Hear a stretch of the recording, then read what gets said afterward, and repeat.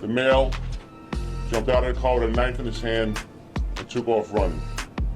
The officers pursued this male down to Bay 44th and Harway and were able to isolate and contain this male with the knife still in his hand. The officers called for backup. Members of the 6-0 Police Patrol came. They were able to isolate and contain the subject on the corner.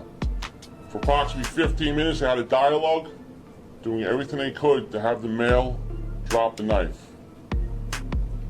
At the end of this, the male, for some unknown reason, in a full sprint, charged the officers.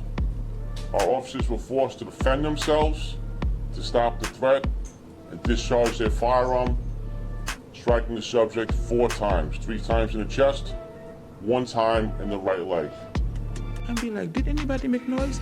The kids be like, no mommy, nobody make noise. My husband bang back. The man came back, came upstairs, kicked the door. Show your face! Show your face, please, with sugar on top!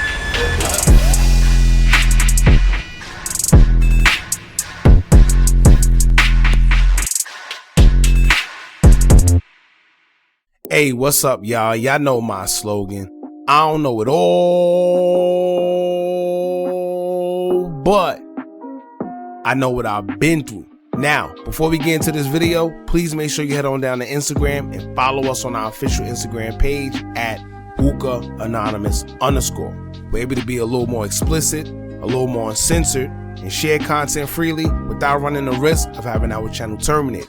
So, once again, make sure you head on down to Instagram and follow us on our official Instagram page at Hookah Anonymous _. We're almost at 100,000 subscribers. So if you like this video, make sure you subscribe and hit that bell so you're notified every time we drop new content. Now let's get into what you guys came here to see. Now, we have a fatal update about a double homicide that transpired in Brooklyn, New York over the Halloween weekend that left a father and son deceased over a dispute over loud noise.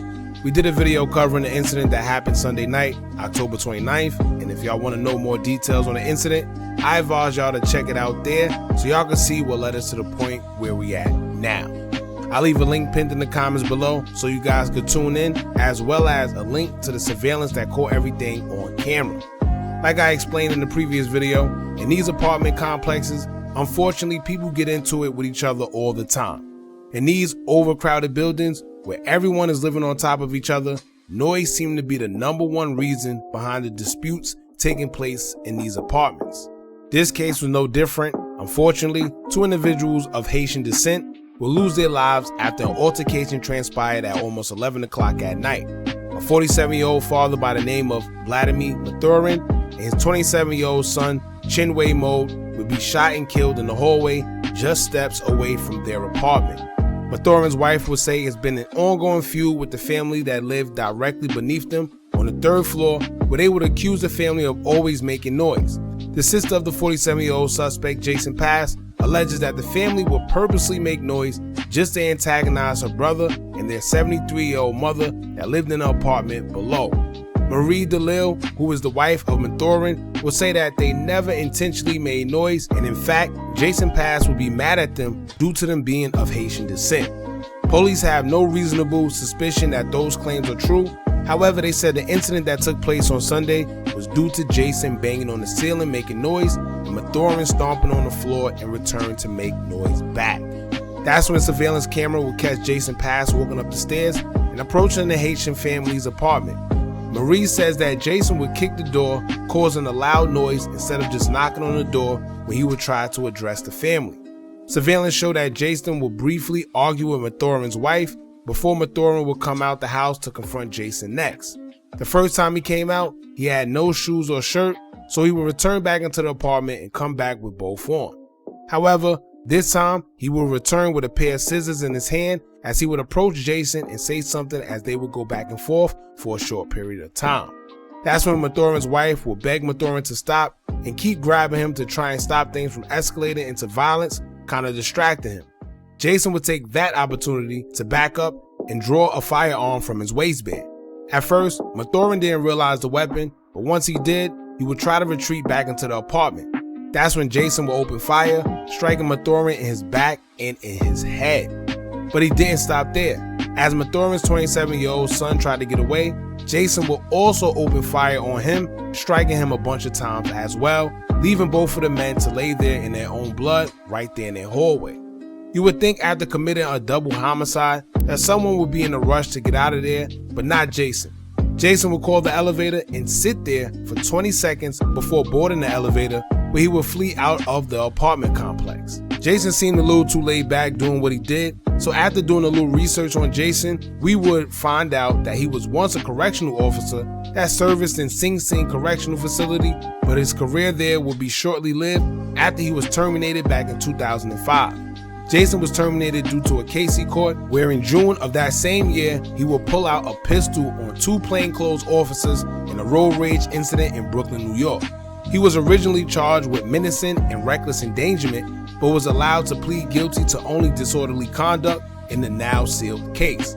So this only proves that Jason has a pattern of displaying the behavior of pulling weapons out on people without second guessing, and this case shows that he was protected by his badge at the time he was charged with a lesser crime. Now it seems like due to Jason not being held accountable for his actions then is one of the reasons why he committed such a heinous crime now with no regard for human life. Now everything transpired on Sunday, October 29th, and Jason will go on the run immediately after. A manhunt will shortly be put out for Jason as he was wanted for the double homicide in the East Flatbush apartment complex. We learned that Jason will meet the same fate as his victims this morning, Wednesday, November 1st, as he was shot and killed during a confrontation with NYPD. Police says they attempted to pull Jason over a little after 7 a.m. this morning after a license plate reader indicated that the car was connected to the case. Now I'm assuming that the car was in his name, and being that they were already searching for him, it would make every bit of sense to pull over a car that's registered to that same suspect. And that's what happened here. Police said that as they would approach his car to identify if it was him or not, he would immediately jump out the car wielding a knife. After backing away, police say that they spoke to him for at least 15 minutes trying to convince him to drop his knife. Being that he just killed two people and didn't even budge, police was very cautious of Jason and his movements. After about 15 minutes of talking, Jason would lunge at the officers, who then fired their weapons out of self-defense. Jason was shot about 3 times in the chest and once in his right leg. He was then transported to the hospital, where he would later succumb to his injuries. Now, aside from the case of Jason killing the two men, I want to briefly speak on the police shooting him a total of 4 times when all he did was have a knife on him. I don't agree with Jason and his actions of killing 2 people at all, but we do hear on many occasions that police are shooting to kill in the event that a suspect only has a knife. 1 shot is cool because that 1 shot would definitely slow the suspect down, but 2 shots, that'll be pushing it, but even that's quite understandable. However, 4 shots, where 3 of those shots was to the chest, shows that these cops were shooting to kill instead of shooting to de-escalate the situation.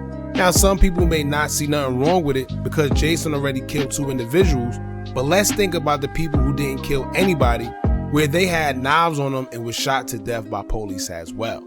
And this has been an interesting topic, so I actually want to hear what you guys have got to think about this, because this has happened plenty of times where the cops are shooting these people. Some people feel it's justified, some people feel it isn't. I know there was a viral video that went around in another apartment complex, actually, of a woman that came out of her apartment with a knife, and she was running to the police officers, and they shot her a whole bunch of times. A lot of people was feeling that all they needed was to shoot once, maybe twice, but you know, it was all torso shots, and it was about 4 or 5 or maybe more shots, which is crazy for someone that only has a knife. Y'all let me know, man. Do y'all think that the shooting and killing of Jason was justified? Or do you simply think that he just deserved it based on his heinous crime that he already committed on Sunday? Y'all jump in the comments and let me know what y'all think about this. Don't forget to like, comment, share, and subscribe. Hit that bell so you're notified every time we drop new content. And remember, as long as you keep on watching, I'm going to keep on dropping. And I'm out.